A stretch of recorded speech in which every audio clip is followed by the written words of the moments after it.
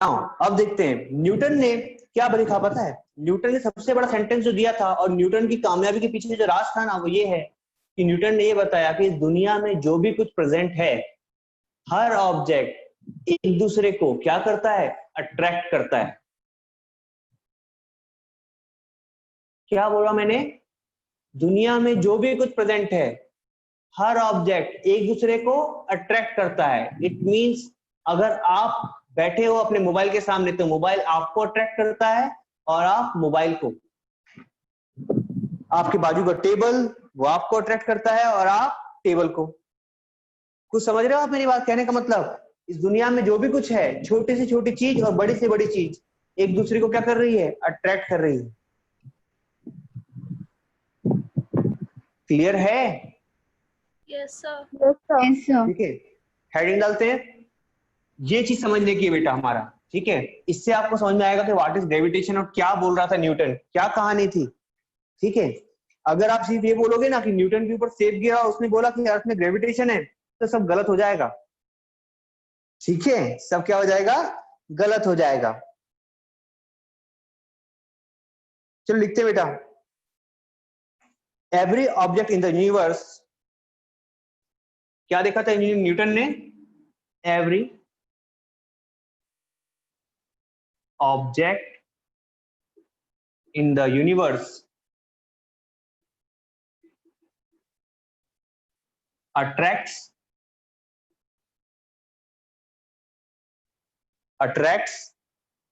Sir ये law बता रहे ना? नहीं, लॉ नहीं बता रहे बेटा, कॉन्सेप्ट बना रहे हैं अभी आपका। पहले लॉ को समझने के लिए कॉन्सेप्ट चाहिए ना। यस। हाँ, अभी मैं आपको बना रहा हूँ, आपके अंदर न्यूटन डाल रहा हूँ मैं, ठीक है।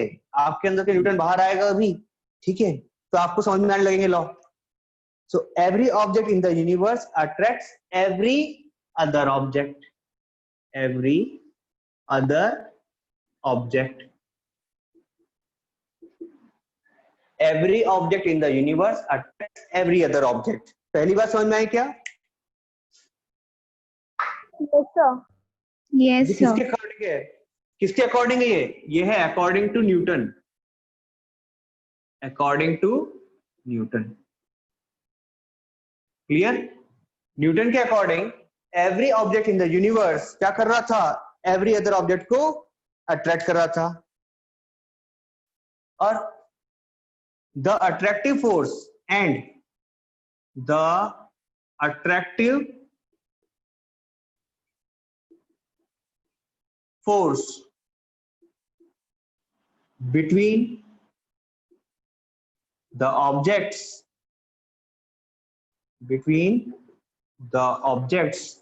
are called gravitational force। ये कौन सा फोर्स था? ग्रेविटेशनल फोर्स था। इसके पहले जो लिखा था बेटा हमने वो क्या थी? वो डेफिनेशन थी जो आज तक हम लोग जब बच्चे थे तो पढ़ते थे। ये वो डेफिनेशन जो आप एग्जाम में लिखोगे। क्या? Every object in the universe attracts every other object, ठीक है, अकॉर्डिंग टू न्यूटन। इस सेंटेंस को लगाओ आगे, according to Newton every object in the universe attracts every other object and the attractive force between the objects is called gravitational force। Clear हुआ क्या? Yes sir. Yes sir. ठीक है, अब आप ये बताओ कि मान के चलो आपने अपने सामने पड़ी हुई पेन को उठाया और छोड़ दिया। हाँ, उठाया और छोड़ दिया और पेन ही नीचे गिरती है, चाहिए था। ऐसा भी हो सकता है ना कि जैसे मैंने पेन को पकड़ा और छोड़ दिया तो अर्थ ऊपर आ जाए।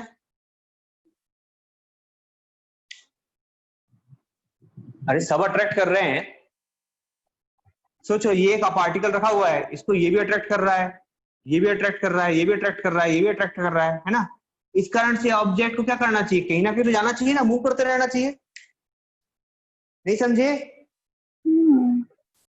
नहीं नहीं, मेरे कहने का मतलब है बेटा कि अगर हर चीज आपको अट्रैक्ट कर रही है तो कोई चीज किसी को अट्रैक्ट करती है। मैग्नेट, सोचो ये एक मैग्नेट होता, ये दूसरा मैग्नेट है, ठीक है, ये मैग्नेट को पास पास लगो तो क्या करेंगे, खींच लेंगे ना। खींचेगी कि नहीं हाँ खींचेगी? Yes Yes, sir. Yes sir मैं ये कह रहा हूं बेटा, ये अट्रैक्टिव फोर्स है, तो अट्रैक्टिव फोर्स आपको खींचेगा कि नहीं खींचेगा? Yes sir Yes, sir. Yes. अब मैं कह रहा हूं कि आपके सामने पड़ी हुई पेन आपको अट्रैक्ट कर रही है, तो आपके से आकर के पेन चिपक गई क्या मैग्नेट की नो तरह? नहीं। No, आपसे आके sir. टेबल चिपक गया क्या? नहीं ना। ना आप दीवार से No. आके चिपक गए? नहीं। क्यों? क्यों पता है? देखो, आपके सामने जो पड़ी हुई दीवार है, ये सामने जो दीवार रखी है, टेबल रखा है, वो आप पर फोर्स लगा रहे हैं। देखो क्या हो रहा है, जैसे ये आप हो, ये आपके ऐसा लग रहा है यार, एकदम थोड़ा सिमिलर सिमिलर लग रहा है मेरे को ये, है ना? तो ये देखो बेटा, आपके सामने इस तरफ दीवार रखी हुई है, ठीक है, ऊपर सीलिंग है, छत है ना, बाहर तो नहीं बैठोगे आप लोग, ठीक है, यहाँ बाजू में टेबल है आपके, ठीक है, इस तरफ में भी दीवार होगी, यहाँ डोर होगा, ठीक है, यहाँ पर कुछ होगा, यहाँ कुछ होगा, इस तरह के सारे सारे ऑब्जेक्ट रखे होंगे आसपास। ये सारे ऑब्जेक्ट आपके ऊपर फोर्स लगा रहे हैं, अपनी तरफ खींच रहे हैं ऐसे, ये भी खींच रहा है, ये भी खींच रहा है, ये भी खींच रहा है, ये भी खींच रहा है, और इन सारे फोर्सेस का सम क्या आ रहा है बेटा, पता है आपको? एफ नेट आ रहा है 0। क्या आ रहा है? 0। इस कारण आप किसी भी चीज पे जाकर के चिपक नहीं जाते। ऐसा आपके साथ ही नहीं, सब चीजों के साथ है, चाहे वो पेन हो, चाहे वो टेबल हो, समझे ना? Yes sir Yes, sir. Good. तो every object in the universe attracts every other object, और हम लोगों को भी हर ऑब्जेक्ट खींचता है, बट हमारे ऊपर जो नेट फोर्स जो लग रहा है ना, वो क्या है? 0 है। इसी कारण से हम किसी भी ऑब्जेक्ट से स्टिक नहीं हो रहे। क्लियर? क्लियर हो गया ना?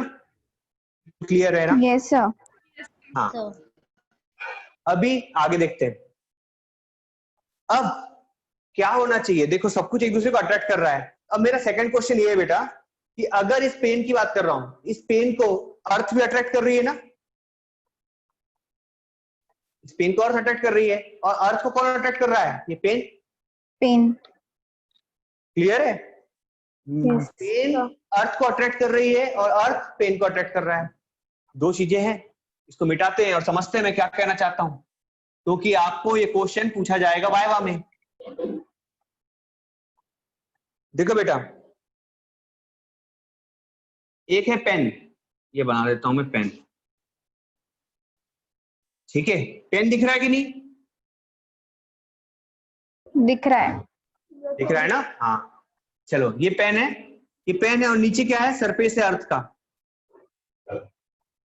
अभी बताओ, अर्थ पेन को अट्रैक्ट कर रहा होगा, यस और अकॉर्डिंग टू न्यूटन पेन भी अट्रैक्ट कर रहा होगा अर्थ को। यस अरे पेन भी खींच रहा होगा ना, अट्रैक्ट कर रहा होगा। यस सर अब ये बात बताओ कि जैसे ही मैं पेन को पकड़ के छोड़ देता हूं, तो ऐसा ही क्यों होता है कि पेन नीचे आता है? पेन नीचे आएगा, आपको पता है। अर्थ ऊपर आती है क्या? नो नहीं, है ना? नहीं आती। अर्थ ऊपर नहीं आती। ये चीज क्या बता रहा है बेटा? ये बात क्या बता रही है कि जो स्मॉल ऑब्जेक्ट्स होते हैं ना, जो स्मॉल ऑब्जेक्ट्स होते हैं जिनका मास कम होता है, उनका ग्रेविटेशनल फोर्स क्या होता है? नेग्लिजिबल होता है। क्या होता है? नेग्लिजिबल होता है, नेग्लिजिबल ठीक है? और वहीं पर जो ऑब्जेक्ट्स बड़े होते हैं, जिनका मास बहुत हैवी होता है, उनका ग्रेविटेशनल फोर्स क्या होता है? कंसीडरेबल होता है, कंसीडर करने लायक होता है। कुछ समझे? Yes sir Yes, sir. Good, ठीक है। इसका मतलब ये है कि कभी भी ऐसा नहीं होगा कि छोटे मास वाला ऑब्जेक्ट बड़े मास को खींच लेगा। छोटे मास वाला ऑब्जेक्ट बड़े मास को नहीं खींच सकता, बड़े मास वाला ऑब्जेक्ट छोटे मास को खींचता है, ठीक है? बड़े मास वाला ऑब्जेक्ट छोटे मास को खींचता है। और इस कंडीशन को समझने के लिए हमने बनाया पहला यूनिवर्सल लॉ ऑफ ग्रेविटेशन। क्या बनाया बेटा? Universal law of gravitation. Gravitation yes, चालू करें? Yes, sir. ठीक है। इसके पहले ना एक हिंट या फिर नोट डाल लो, एक नोट डालो तो, और नोट में लिखना ग्रेविटेशनल फोर्स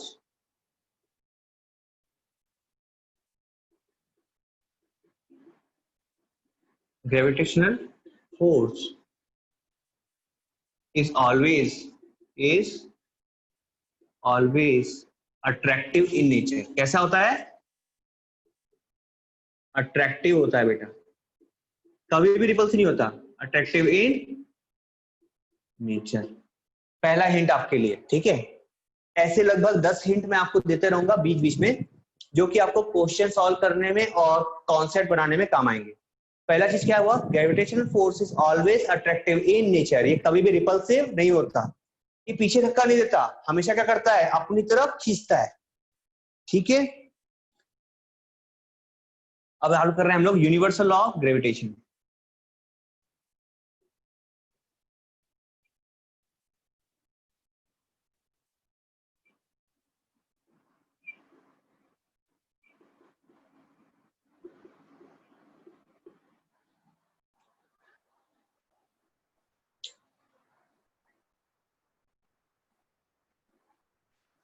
लिखते हैं, universal law of gravitation states that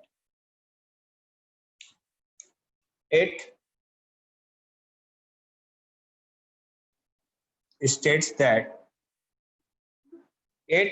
states that every body in the universe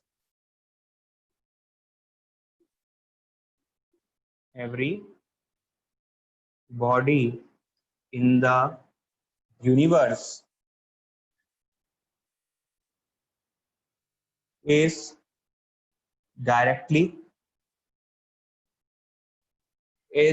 proportional to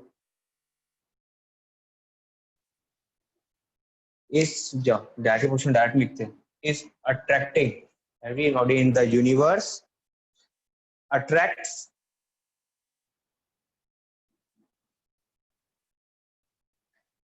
every other body,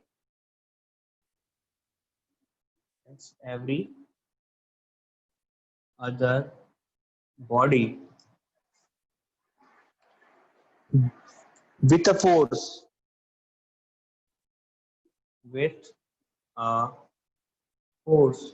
which is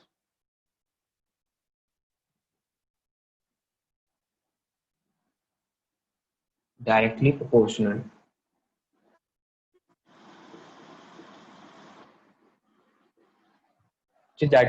to product of their masses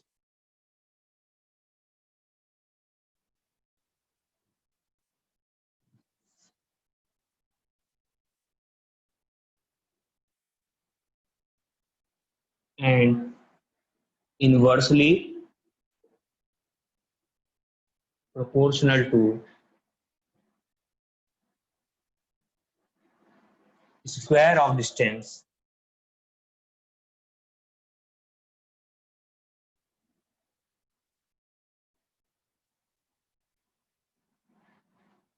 between them। इस law ने ये बताया कि every body in the universe, मतलब कोई भी body हो, वो क्या कर रही है? एक दूसरे को अट्रैक्ट कर रही है। हर बॉडी एक दूसरे को अट्रैक्ट कर रही है। कितने फोर्स के साथ कर रही है? ठीक है, किसी फोर्स के साथ कर रही है। और ये फोर्स क्या होता है? डायरेक्टली प्रोपोर्शनल होता है किन दो का? प्रोडक्ट ऑफ मासेस का। कोई भी दो बॉडी है जिनका मास गिवन होगा, उनके प्रोडक्ट के प्रोपोर्शनल होता है। कैसे प्रोपोर्शनल? Directly proportional. और इनवर्सली प्रोपोर्शनल होता है उनके बीच के डिस्टेंस के। तो क्या मैं नोट को बेटा नोट मिटा दूं? हाँ, आफरीन, बदीहा, कशिश, दृष्टि, निहाल। चलो, दृष्टि क्लियर है? Bhumi, Nihal? Yes sir. Good. चलो मैं जल्दी से इस लॉ को समझा देता हूँ, फिर आज के दिन छोड़ देंगे, ठीक है? हर दिन थोड़ा थोड़ा पढ़ेंगे, खत्म हो जाएगा।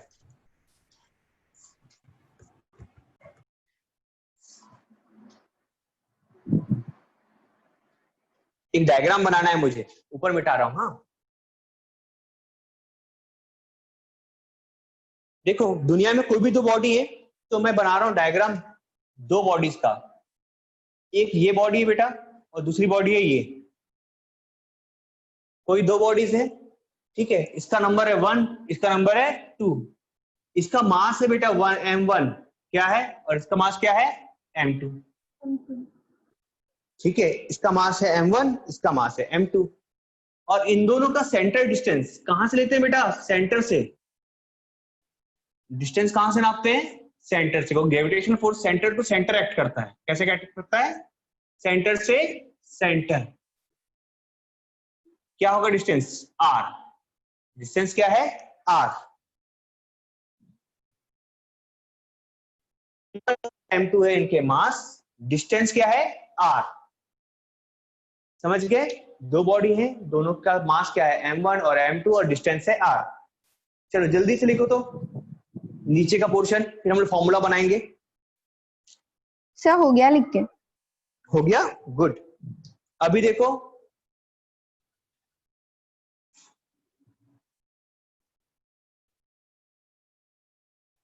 देखो मैंने बताया था gravitational force F, gravitational force F, it is directly proportional with product of masses, मतलब m1 और m2। प्रोडक्ट मतलब इनटू होता है ना, m1 और m2 के क्या होता है? ये डायरेक्टली प्रोपोर्शनल।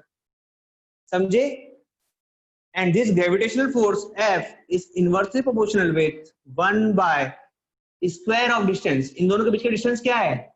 ये है r और इसका square, square of distance between them, m1 m2 और 1 बाय r स्क्वायर। कुछ समझे? सर ये यहाँ तक इनवर्सली और डायरेक्टली प्रोपोर्शन में कितना कंफ्यूजन होता है, दोनों का साइन सेम है। बेटा इसको नहीं देखते हैं। इन डायरेक्टली प्रोपोर्शनल का मतलब न्यूमरेटर न्यूमरेटर, अच्छा दोनों का मतलब क्या है? और इनवर्सली का मतलब क्या होता है? ये न्यूमरेटर और ये डिनोमिनेटर। रिलेशन देखना, तिरछा आ रहा है, दिखा क्या? Yes sir. है ना? अब देख यहाँ पर क्या हो रहा है, अगर फोर्स बढ़ाऊंगा तो ये कम होगा, या फिर देखो r की वैल्यू रख के देख ले। इनवर्सली है ना, तो देखो कोई भी चीज ऐसी होगी, जैसे यहाँ पर कोई लिखता हूं मैं 1/2, ठीक है, 1/2 की वैल्यू क्या आती है? 0.5। 1/3 की वैल्यू कितनी आती है? 0.3। ये देख मैंने यहाँ पे 2 के बाद में 3 बढ़ाया है ना, हाँ 2 से 3 बढ़ा, पर यहाँ पे वैल्यू क्या हुई? कम हुई, इसलिए इसको बोलते हैं इनवर्सली प्रोपोर्शनल। कुछ समझी क्या? Yes sir. हाँ, ऐसा देखते हैं। कंफ्यूजन ऐसे नहीं क्रिएट करना। कैसे करेंगे? ऐसा है, इनवर्सली यहाँ रेसिप्रोकल चल रहा है या डायरेक्ट चल रहा है, ठीक है? Yes sir. हाँ, अभी इसके बाद में जब ये दोनों प्रोपोर्शन आ गए मेरे पास में, तो हमने क्या किया? इन दोनों को कंबाइन कर लिया। क्या आएगा? F is direct proportional with m1 m2 by r square. लिख सकता हूं ना, m1 m2 by r square, ठीक है? नाउ जब हम इस प्रोपोर्शनल के साइन को हटाते हैं, अब ऑब्वियसली बात है प्रोपोर्शनल के साइन को हटाने की बारी आ गई है, सब प्रोपोर्शन आ गया हमारे पास। जब हम इस प्रोपोर्शन के साइन को हटाएंगे तब हमें एक कांस्टेंट मिलता है। क्या मिलता है? कांस्टेंट मिलता है, इसको बोलते हैं हम लोग g। F is equals to g m1 m2 by r square, m1 m2 by r square, ठीक है? Yes, sir. गुड। कैसा करें? खींच दें? और यार कुछ बच्चे नहीं आए आज।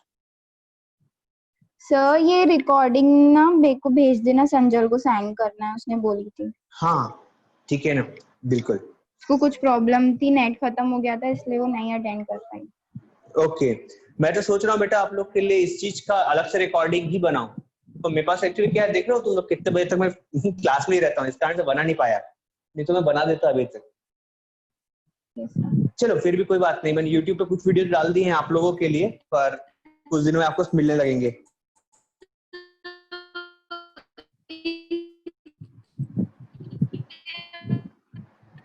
ये क्या कर रही, गाना गा रही है ये? क्या बोल रही बेटा? Sir. हाँ बोलो। Sir. बेटा तू मैसेज कर दे, मेरे को आवाज तो आ ही नहीं रही है। क्या बोल रही है बता? पियानो बजा रही है।